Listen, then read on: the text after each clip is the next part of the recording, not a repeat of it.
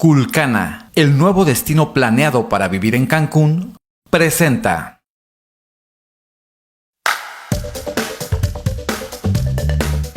Hoy estamos nuevamente con Israel Canto, asesor notarial, con quien vamos a hablar ahora de cómo hacemos para que las escrituras y todas las compraventas se puedan perfeccionar jurídicamente. Muchísimas gracias por estar con nosotros otra vez, Israel. No, al contrario, James, muchísimas gracias por invitarme y pues como siempre, un gusto y un placer estar acá contigo. Hablemos ahora de lo que son las compraventas de inmuebles, pero hay diferentes características.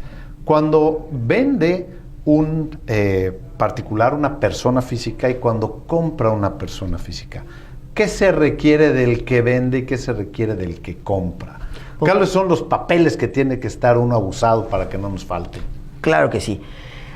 James, con mucho gusto. El que vende tiene que entregar a la notaría ya sea el título o escritura, misma que tiene que estar debidamente registrada e inscrita en el registro público de la propiedad. También deberá estar, ese inmueble deberá estar libre de gravamen. Precisamente por eso, como notaría, se tiene que ir y verificar que efectivamente la escritura de esa persona física, ¿sí?, sea la misma que nos está entregando, sea la misma que esté inscrita y sea la misma persona que acude con nosotros, sea el mismo vendedor, ¿sí? Muy importante, ¿qué le pedimos? Obligaciones del vendedor, escritura o título de propiedad. Nos tiene que entregar debidamente pagado el predial actualizado y la cédula catastral. Es lo que le pedimos al vendedor. En el caso del comprador, en ambos casos, tanto vendedor o comprador, tenemos que pedir INE, IFE o pasaporte vigente.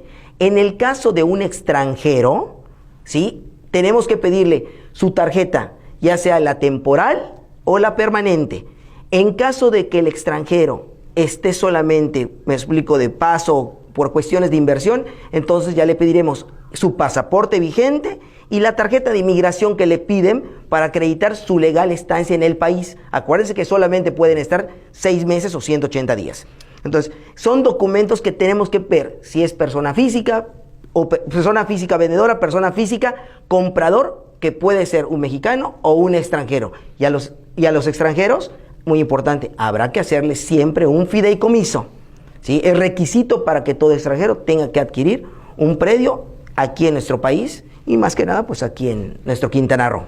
Y hay también algo aquí muy importante. Decías la cédula catastral. Estas tienen una vigencia. ¿De cuánto es la vigencia de una cédula catastral?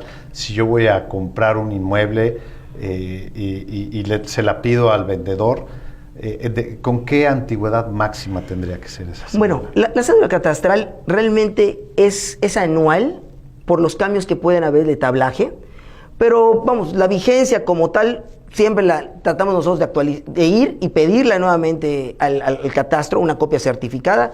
Pues tiene 6 meses por lo general, ¿no? Que de todas maneras no debe cambiar, debe ser la misma, a menos de que haya un cambio de nomenclatura por parte del municipio, que comúnmente es anual, ¿no? Ok, muy bien. Esto es importante, amigos, porque a veces piden papeles y dicen, ¿para qué quieres esos documentos si ya tengo uno de hace 5 años? El de hace 5 años no me funciona, ¿no? Entonces es muy interesante esto. Y también en diferentes lugares, por ejemplo, en Benito Juárez se piden, además de eso, la constancia de anodo de agua. Cuando no se tiene agua en el predio, también se emite una constancia. Eso es interesante, ¿no? Es correcto. Si no tiene agua, se tiene que solicitar el contrato porque es parte de los requisitos de la escritura.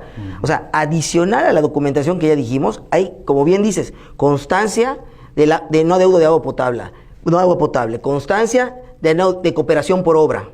Sí, tenemos también que, entre otros requisitos que como notaría se tiene que realizar, es certificado de libertad de gravamen para acreditar que no tenga algún otro gravamen, que esté limpio la propiedad. ¿Sí? Tenemos algo muy importante, el pago del ISABI. Es un pago que tiene que realizar la parte compradora. ¿Qué es ese pago? Ese pago es, acuérdense que hay impuestos federales, estatales y municipales. Y este impuesto es un impuesto municipal que es el 3% del valor de la operación. O sea que si un predio vale $1,000,000, el 3% que hay que pagar va a ser 30,000 pesos, más un 10% adicional de cooperación que pide el municipio de Benito Juárez específicamente.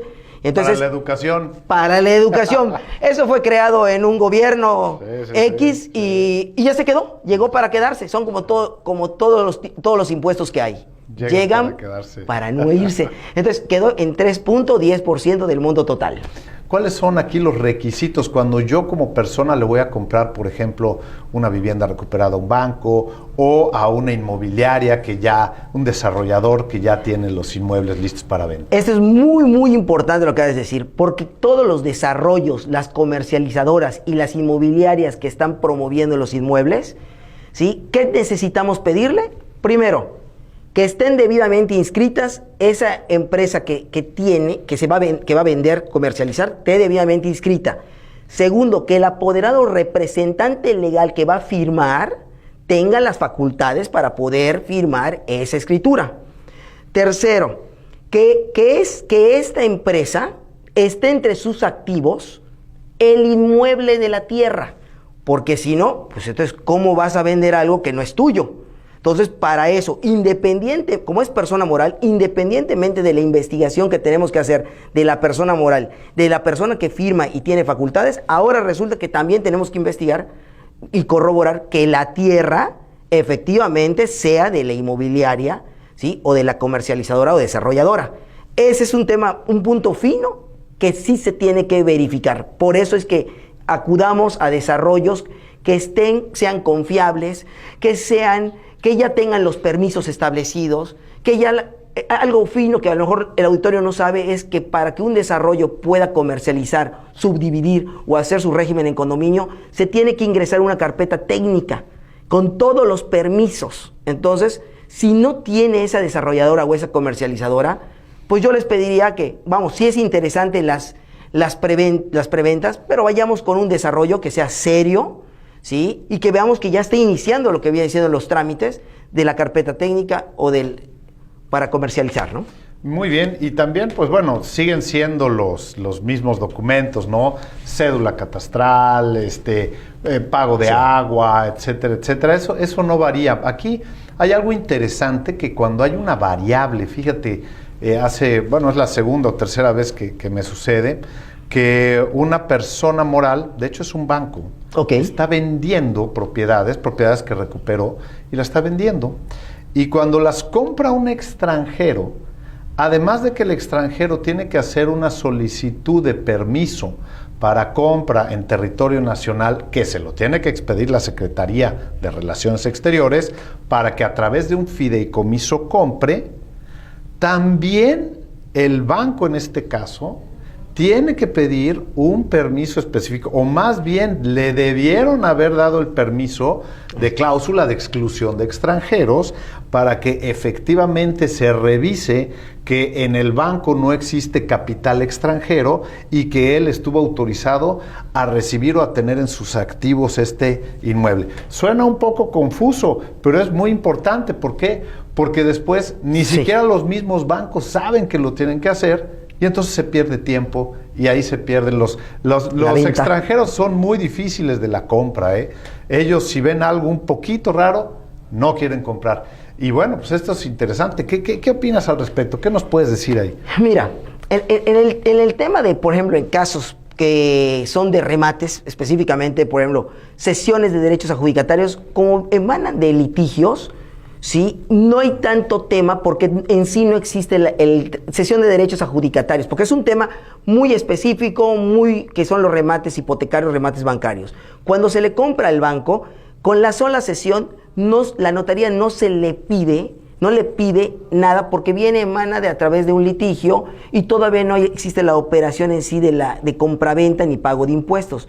Pero cuando ya se remata y el extranjero sí necesita adquirir, sí es necesario el fideicomiso y sí es necesario que nosotros corroboremos todos los datos, tanto del litigio del juicio como del juicio, porque a final de cuentas aquí firman dos personas, el nuevo propietario que remató y también la parte que adjudica, ¿no? Que viene siendo la del banco, que si en un momento va a dar un activo del banco, pues lo adquiere, ¿no? Y el juez. y la otra tercera persona que es el juez, el juzgado. El juez que casi nunca se tarda en firmar. Que no, 4 o 5 vueltas para las firmas de las adjudicaciones, pero bueno, es parte de un procedimiento y por la carga de trabajo que traen los juzgados. Sí, sí, es entendible. Es muy importante que, sobre todo, y un punto muy relevante que acaba de comentar Israel, cuando se trate de bienes adjudicados, particularmente de aquellos bienes que provienen, porque hay diferentes maneras de adjudicar el bien, sea por dación de pago, sea por un juicio, un litigio, hay diferentes maneras de adjudicarlo. Es importantísimo, pero importantísimo que se asesoren. No vayan a dejar de hacerlo porque mucha gente quiere jugar con estas cosas a que está haciendo un negocio y después le sale el tiro por la culata. Y les digo, a mí ya me pasó una vez, por eso no me vuelve a pasar. Israel, tenemos unos cuantos segundos, por favor. Sí. ¿Algún otro comentario que quisiera hacer al auditorio? Si les interesan los remates hipotecarios, yo les diría que se acerquen a despachos que están debidamente autorizados, que conocen. En este momento es una modalidad de inversión, así como las criptomonedas, así como lo que viene siendo los fondos de inversión. Los remates hipotecarios, en este momento está habiendo un boom y vale la pena que ustedes también puedan invertir en un remate hipotecario. Lo aprovechen, ¿no? Pues aprovechen. Muy bien, muchísimas gracias Israel por este tiempo que nos diste. Al contrario, para servirles. Gracias. Culcana, el nuevo destino planeado para vivir en Cancún, presentó Una Inmobiliaria. Las opiniones expresadas en este programa son responsabilidad de quienes las emiten